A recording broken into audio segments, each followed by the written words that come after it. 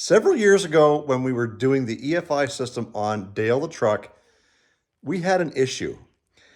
This video is a flashback of what happened so many years ago that's earned me the reputation of needing gas all the time.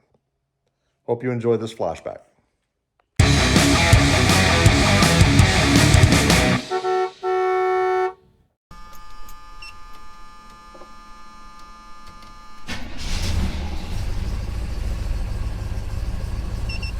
So probably the number one thing that I'm really going to enjoy about this EFI system from Fitech is no more cold starts. Totally. That's awesome. Anyways, let's get this thing out for a drive, see how she performs. I'm pretty excited to see just how she's going to drive down the road. So as we're taking a cruise down through Queen Street here, just heading towards the main drag, one thing I'll notice is that the transmission is actually shifting, which means I've got the TV cable adjusted properly. Now, I didn't show you guys how to do that, but it's a pretty simple procedure, and one of these days maybe I'll make a video about just how easy it is. Anyways, we're cruising along, we're in third gear. I'm gonna wait till we get on the highway before I give her any beans, but where this is just being kind of the first drive, I don't want to be honking on it all at once here. I at least want to get out of town and maybe get out of the way in case something happens.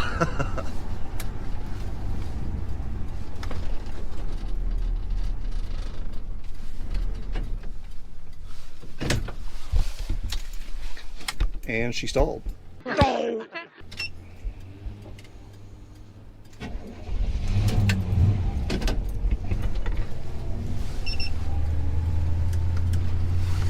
I'm not sure if that's just part of the whole learning process, if the idle's just simply set too low or what, but it stalled twice on me, once when I came out of the stop sign by my street and then once there at the stoplight. So we'll see what happens when we go to gear down to the next stop sign or stoplight. Who knows? And it looks like that one's going to stay green.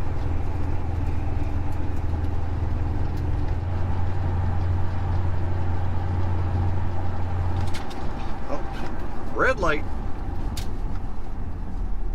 And she wants to stall. Again? Not again. And she stalled.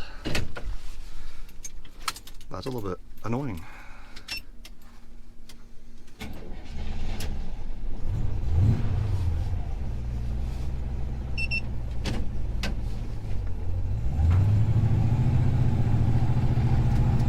And she's running a little bit on the rich side. The IAC steps are at like 127. They're supposed to be like between 7 and 10. That is one thing that isn't very clear in the setup procedure.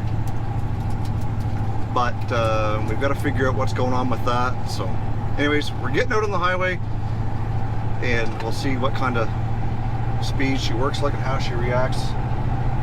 Give her a little kick down once we get past the speed limit sign here. But this is all new to me, guys. I'm learning too, just like you are. If you own one of these Fitech or even some other brand and you've experienced these high IAC steps, leave a comment down the comment box and let me know what you did to adjust that properly and without having the increase the idle too much. So I'm gonna give her a little step down to see what she does. She wants to die and backfire. Son of a biscuit. But just idling along, I mean, it works great. She's down a shifter.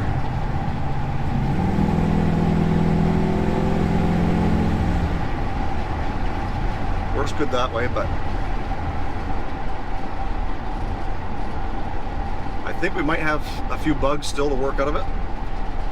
We'll pull into the shop. No throttle there at all. And she died again. What is going on here?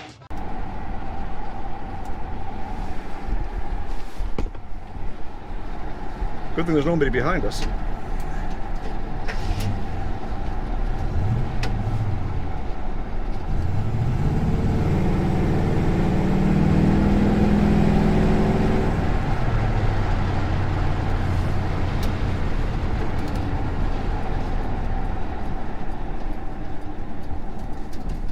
And as we pull into the shop, she dies again. No power steering. Don't hit that car.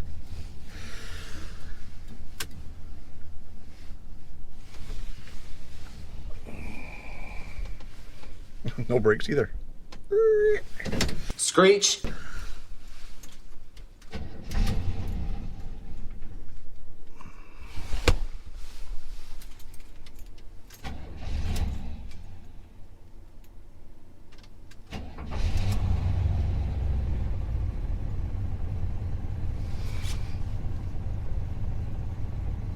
It seems to be up the temperature.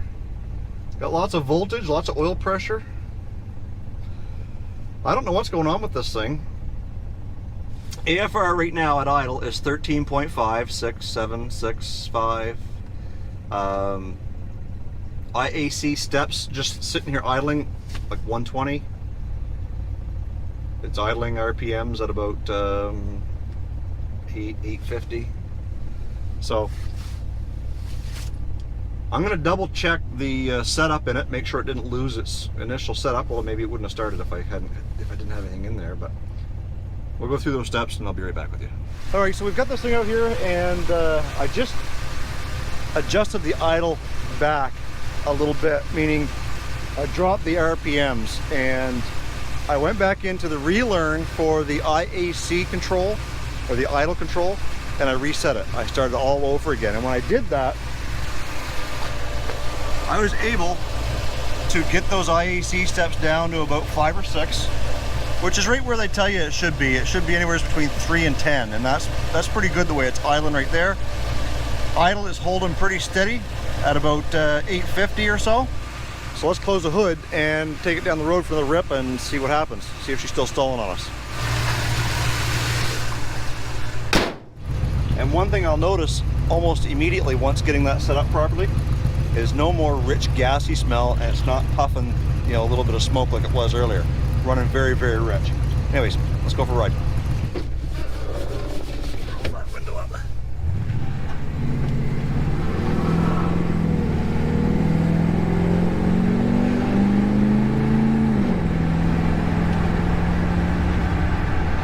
Well, that certainly made a difference. Picked it right up. So what we got to do now is we've got to see if it's going to stall on us when we stop. Now I guess that truck must have turned off. I know one thing I forgot to hook back up when I was hooking the vacuums up, and that was the overdrive, the vacuum that controls the overdrive. Dang it. I've only got third gear right now, which is no big deal. We'll get that fixed up after a bit.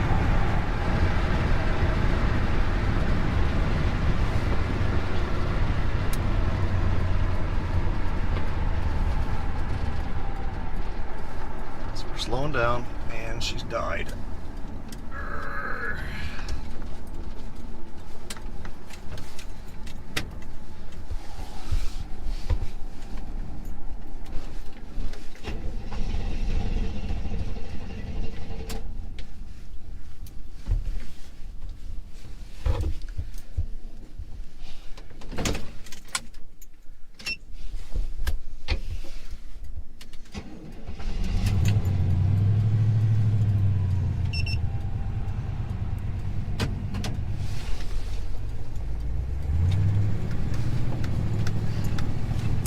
Yeah.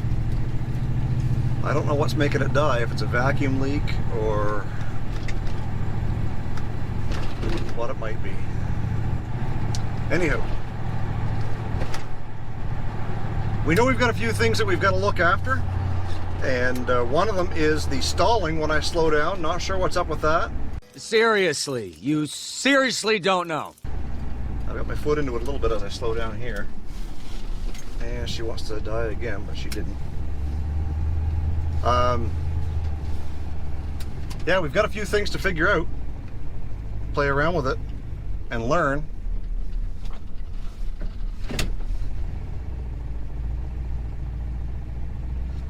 Man, I'm not sure what's going on with that.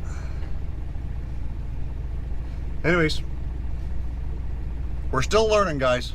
It's time to find out what's going on with this, and maybe seek a little bit of help from my buddy Dean, who put one of these systems on his twin turbo OBS truck. Stalled again. Anywho, we will we'll get an update and we'll see what's going on.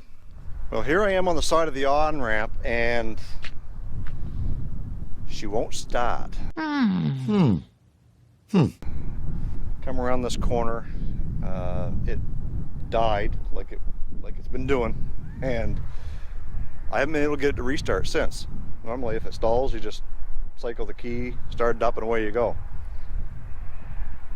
And it's getting cold and she's getting dark. Anyways, we'll figure it out. So Junior to the rescue. That's the first. Usually you're rescuing me. Junior's got his bag of goodies here. We're going to give her a boost. There's too much junk in this thing.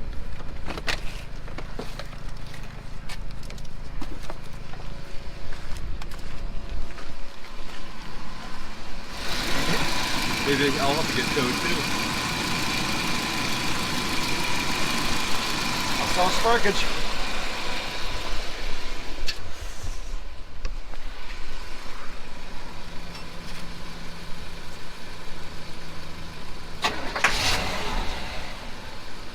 She's doing the same thing. Is that what I was doing?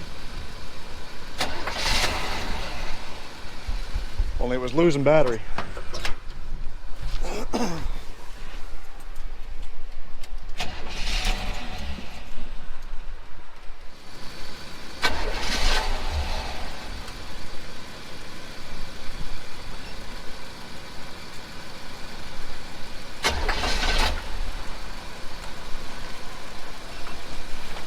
Oh, stupid things. How was it running when you were driving it? Oh, it ran good. Did it just cut out on you? When you're pulling up here? So yeah, it's coming around the corner like I said, stalled. So, not sure if you guys can see me very well or not, but Junior come out. We tried putting the booster cables on it because the battery was getting weak from me cranking on it so much. And he made the suggestion that, do you think it's possibly out of gas? No. Do you think? And I'm thinking there's no way that I burnt through 5 gallons of gas in this truck just idling in the driveway or in the garage. But it stands to reason that if that was the case, it makes sense. When I put my foot on the brake and come to a stop, all that fuel, or what little fuel is in the car or in the tank, was rolling forward away from the pump and, well, dying out. So I sent Junior into the house to grab a 5-gallon jug of the gas that we actually took out of the tank originally. We'll dump it in, we'll give her a start and see if that's what's going on. Cross your fingers, guys, because the sun is gone down and she's getting cold in here. Anywho, hoping that's as simple as that it's out of gas. And I don't know if my gas gauge, I know my gas gauge isn't working because we did make a couple of attempts to get the gas tank back up underneath the truck, and one of those times I must have accidentally pulled on the ground strap that grounds the sending unit. So no gas gauge. I can't verify that we're out of gas, but nevertheless, I'm only a couple minutes away from home, so just a couple miles down the road. Hopefully Junior gets the gas gauge and hopefully gets the gas can. We'll dump 5 gallons in her. Hopefully she'll start right up. Anyways, you guys will be along for that. Well, Junior was right. It's amazing what 5 gallons of gas will do for you. Not much. Not case. Anyways, we put 5 gallons of gas in it, primed it 3 or 4 times, started right up. So lesson learned, get the gas gauge fixed before you go for a cruise. Anyways, I'm headed to the gas station right now. We're gonna fill this sucker up and head her home. Thank you, Junior. All right, I'll take that gas can.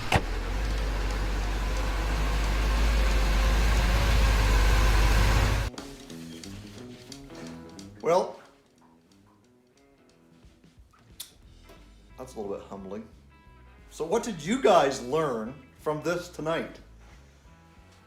Well, I hope that you learned to make sure you have a working gas gauge before you go out on a maiden voyage with a new EFI system. And by no means should this be a reflection on Fitech, because this is totally not their fault. It has nothing to do with their equipment. It's totally 100% this guy. Yeah, so Junior was right. It was fuel. And like I said before, it makes sense that when I was putting my foot on the brake and all that fuel was sloshing to the front away from the pickup, maybe mounting it in the rear of that tank wasn't the best idea. Anywho, it basically will tell us one thing. Once we get the gas gauge fixed up, and if that issue starts, we'll be able to note where it starts on the fuel gauge. My guess is that it'll start happening probably right around 1/8 of a tank. So knowing that we can get this thing full of gas and get that gas gauge working, we'll figure out what's going on with it, guys, and hopefully sooner than later. What a treat it was to drive this, because once I did get it working again and get out on that highway, there's 2 or 3 times I come aboard this thing and man, she just downshifted and away it went. Pulled away from the stop sign there when we come off the highway, and she barked. She lit right up. So much more responsive than the Quadrajet and the Edelbrock. Now I know a lot of you guys are going to say, well, they weren't properly set up and properly tuned. You know what? They probably weren't. I don't know how to, I don't know. I don't know how to set those things up. Anyway, at some point, I will force myself to learn. And anyways, full tank of gas when you get the gas gauge working. I can't wait till we get some really good weather. The sun's shining, you can drive with the windows down again and get this thing out and just burning into it. Man, what a fun ride. Once we got it going. That is gonna do it for this episode. I hope you guys enjoyed this little, whatever you wanna call it, adventure. That's all I got for you guys. I also want to remind you guys that Olde Carr Guy merch, t-shirts, Dale tees, and channel tees are available. Not like this. This is not mine. This is SQRBDY's. You can get those at his channel too. The link is the first one in the description box below. I hope you can go support the channel with more ways than just watching these videos, which I really appreciate. Stay focused on the windshield, not the rearview mirror. I love you. God bless. Let's do it again real soon with gas in the tank.